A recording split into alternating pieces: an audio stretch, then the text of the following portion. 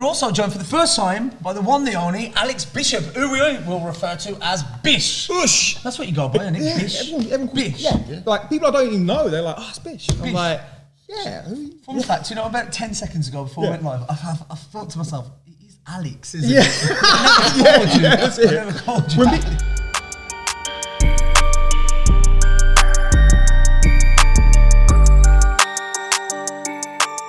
Hello everybody, it's Shaun again and welcome to the 3-Star Podcast. That's right, joined as ever by two of my great friends and colleagues. This time we have not only the wonderful Snakebite, but we're also joined for the first time by the one, the only, Alex Bishop, who we will refer to as Bish. Bush. That's what you go by, isn't it? Bish. Everyone, Bish. Yeah. Like people I don't even know, they're like, oh, it's Bish. I'm Bish. like, yeah. Fun fact, about 10 seconds ago before we went live, I thought to myself, it is Alex, isn't Yeah. it? I never called you Alex. When people have like nicknames, it is. I've got a mate called Bean, and literally his real name's Andrew. And when you hear his real name, you're like, what? Yeah. So it doesn't look like a Andrew. Oh, yeah. It's just like, where do you get the name from? Where do you get like Bean from? Snakey, do you get that a lot though? Yeah. I know people that actually come to, oh, it's Snakebite. And I'm like, cool. And every now and again I throw out a little tester. So what's my name then? And there is a noticeable pause. I love the story behind that. I love the Snakebite. It's Luke, weren't he? Yeah, Luke came up with it from the darts player. Absolutely, couldn't remember my name, so yeah. Snakebite right, and then... Then it's Peter Snakebite right, with a man with a Mohican, with a sequined snake on the side of his head. It looks quite similar to you, really, doesn't it? No. We had this one event when he first started, and there was about 10 trainers at one event, and we were doing a debrief in the evening, and Snakebite was still going through with one of the delegates there some of the kind of information, being a real professional trainer. So I phoned him up. I was with our manager at the time, and I phoned him up. I said, David, you need to get here quick now. The manager's kicking off. And he went, I'll be up there straight away. But what we all did, because we worked, it was Unbound, wasn't it? Unbound, yes. We'd worked for like 12-hour shifts or something, just training non-stop.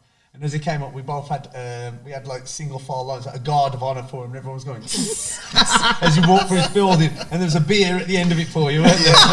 Snakey was worried. He walked in there like, I'm in trouble, and everyone's going, heart pounding. Yeah. Little bead of sweat, just a couple of beads of sweat. Chanting, that Like, what have I done? What's happened? This is it. So, but Bish, welcome to the 3-Star Podcast, mate. Shaun. Good to have you along. And I was thinking before, we're introducing Arun Gracer podcast a couple of episodes ago. Mr. Arun. We won't make that mistake again. And I thought a good way to let everybody know a little bit about you. You want to give us a bit of your story, mate, before being part of the Samsung training team. Tell us a bit about you. Well, in 2010, I worked on the S1 tour. The Samsung S1 tour. Yeah. Got the S21 here. Yeah. Lovely. But I was doing the S1 tour, and that was all kind of part of coming back to the UK after being away abroad for 4 years. Where were you? I was in Japan. Japan? Yeah, many people don't know. Okay, wait. Hey, we can delve into this a little bit. Let's do it. So you've been with Samsung, not always with the training team, but since the original Galaxy S. That's it, yes. I was in the studio, so there was a studio for the S1, and that was going all the way across the UK. And so the core, like we had like the USP was Super AMOLED, which is what we got on the S1. Yeah. So that was like something that was a massive, like, kind of people were like, oh, it's not going to be a good phone like that, because Samsung hadn't brought out the S1. Yeah. And when they brought out the S1, that was Super AMOLED with Swipe as well. That was another Swipe's type. That was another USB. Oh, really? Which I use all the time. So I use that. Shout out to everyone who's using Swipe because it's so much faster. You can't go back to the old school way of tapping.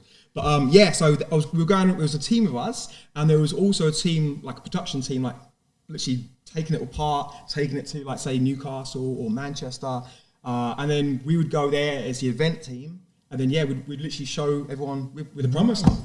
So I worked on the promos, every promo for the S generation and and the Notes and the tablets, apart from the S2.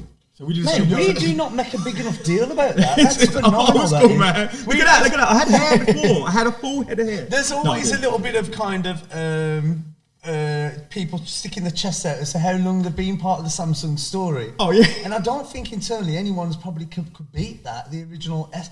I think for me, because even though Note 2 was the first No, the S3 was the first product I was part of. yeah. But I heard that there was a big game changer for the S2. Am I right in saying that? The S2 was massive, but I think the S3 was a bigger game changer because it was the Olympic Games 2012. Yes. There were studios all around London, and I didn't know this. Badges are a thing, like Olympic badges. Yes, and we had a little game where if you collected every day we had like 3 different badges. And if you collected all 100 badges, and you had like this little a badge collection table, like a little mat, the first 100 people to complete it would go and collect an S3. The first 100 people. So that was the thing. So people were mad.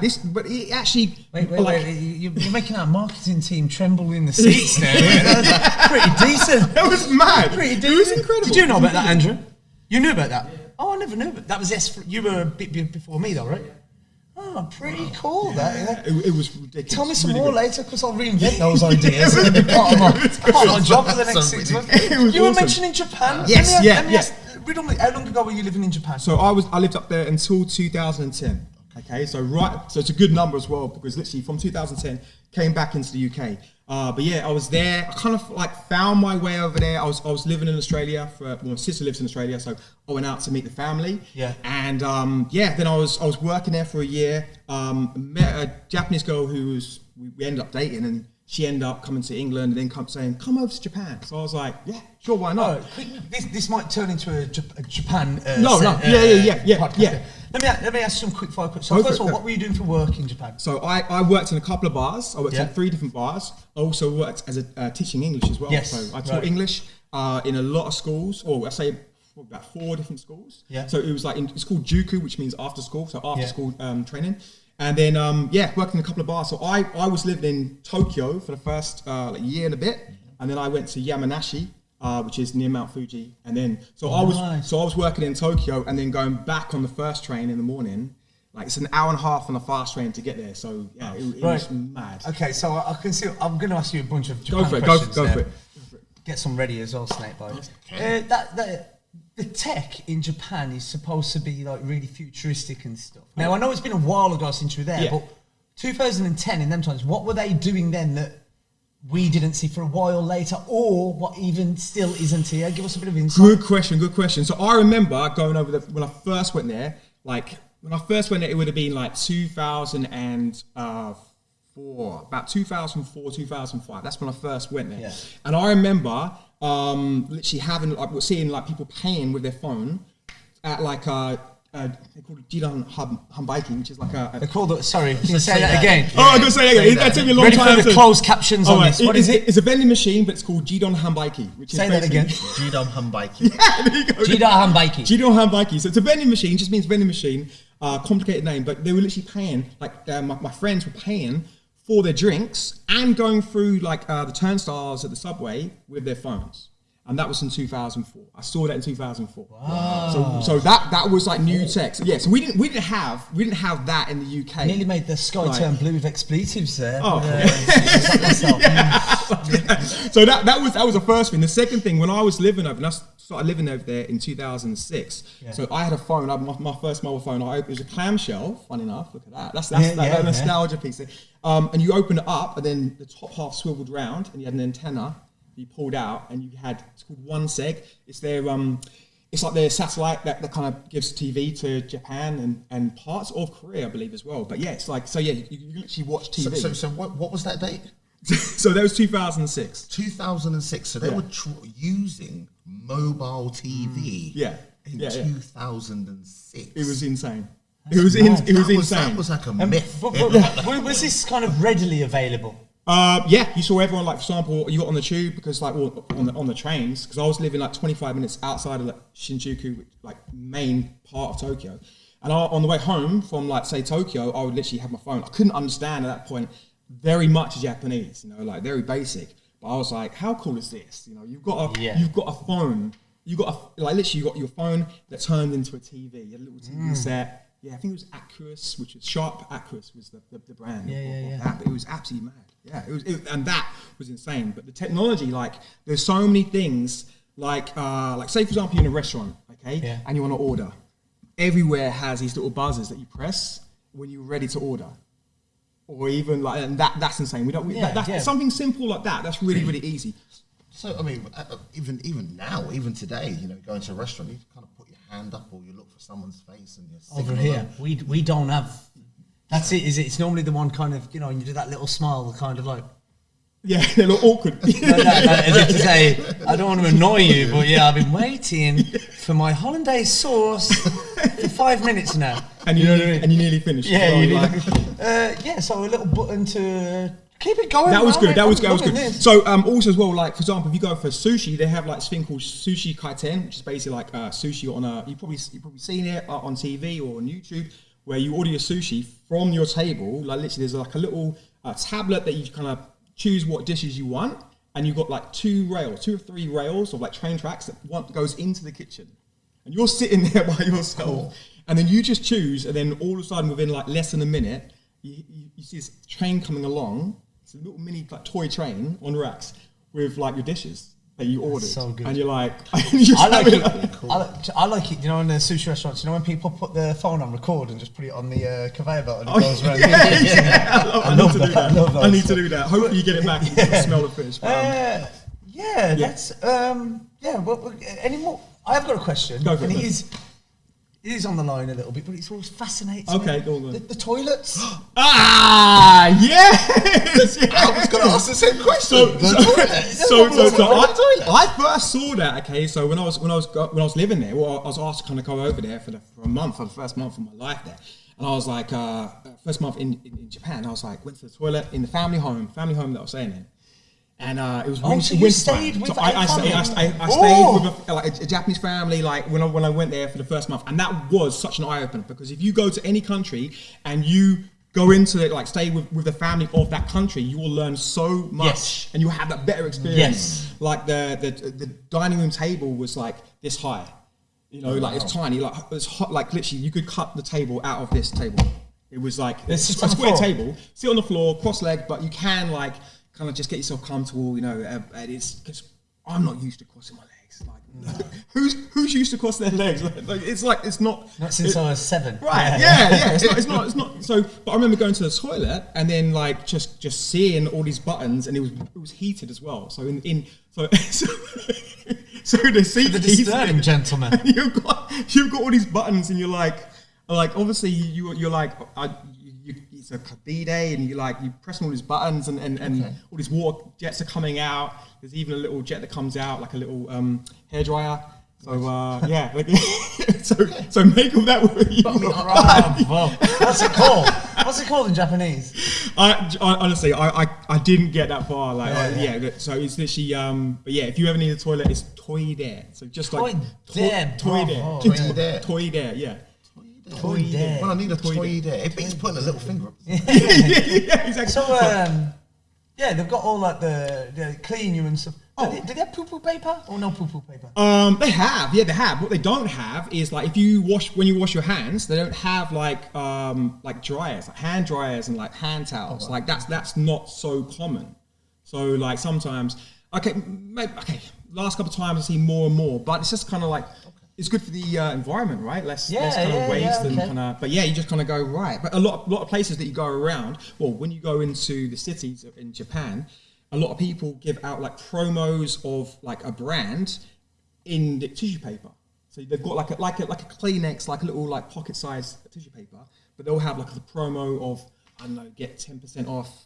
I don't know, this comic book down the road, you know. So, so you always have like tissue paper on your persons, yeah. But it was absolutely. I just wanted to check something, right? So you know, like we have bus stops here, and we have advertising on bus stops. I mean, what's it like out there? Because obviously you see a lot of neon signs. We see films. Loads. Is that really very kind of what's that film called that McNabb loves? Blade Runner. Blade Runner. Blade Runner is what you think. What you think? That's what I'm thinking. Oh, it's an assault on your senses. You have assault on your senses. It is. It's good. So I love that. I absolutely loved it because my first year like living in Tokyo, I was like it's just everywhere. It's literally it's so fun, so exciting. But they have like a lot of promotions on like say they have like a lorry with like billboards, like lit up billboards, and they'll have like music blaring of the latest band, and then that will be going around. So you can't not hear it because it's it's blaring really loud. So that's like a good promotion. Not like I can't really remember the bus stops there because I was always just on trains and stuff. But like, and are they as efficient as we hear? Very efficient. Oh my! I read not too long ago. It's funny we were talking about Japan because I read an article about a Japanese company making a public apology because the train was 20 seconds late to leave. One day, this was very recently, 20 seconds late, and they made a public apology. Oh, it's insane. Wow. Oh, it's literally insane. It's literally to the dot. Like, you rarely see a train being delayed. Like, very rarely. Obviously, like, things happen, but it's very rare. There's a meme where loads of people on a Japanese train station all looking at their watches, looking around, and it's like it's delayed by 10 seconds. Yeah, you know? really. Yeah, you could literally say like cussing and well, not so much cussing. No, like in Japan, like people don't really like. You don't really see. I saw 3 arguments in 4 years. I saw about 3 or 4 like arguments, in the street. Like you'll get into a really congested train. And there'll be loads of people pushing you on and people because that's a thing. You're allowed to kind of get pushed and kind of. You've probably seen the guys on YouTube get paid to. There is. Yeah. It's like you'll be on the train and it's already packed, and someone come along. They'll turn themselves to the open doors, hold the top, and push themselves back so they can get in. And then when the door's shut, everyone's quiet. And that's the craziest thing where it's just like. If that was in London, everyone would be like so angry. But they're everyone just like because I not to 4 years, but for a year I lived in Argentina, and exactly the same. Like you go to London now, and people are kind of like, "Oh, we need to, this is too crowded, and you're too close to me." Whereas in Argentina as well, they're pushed on. You know what I mean? And you kind of. Like that, and then people get the phone. And that's why the air conditioning is so effective. Tech is needed. Fish, yes. I didn't expect to say it, but you kind of give us a bit of an idea. We stick around and we'll get you on a future episode. But there's one. Do we call this one the Bish? It's really interesting. It just goes to show, doesn't it, how we're leaders, obviously, over in the UK and stuff. We're so privileged with the tech we've got, but. Other parts of the world as well, they're doing their bits. For sure. Thanks. How do you ask for the toilet in Japan, Snakebite? I'm gonna have to practice that one. Guys, thanks for joining us. Let us know in the comments below if you have any experiences of being around the world and seeing tech that we're not used to here in the UK. Don't forget to hit the subscribe button, and if you want to know more about tech, especially that Samsung, join us on Backstage Live every Monday and Wednesday at noon. Until next time. See you soon. Take care. Adios. Perfect.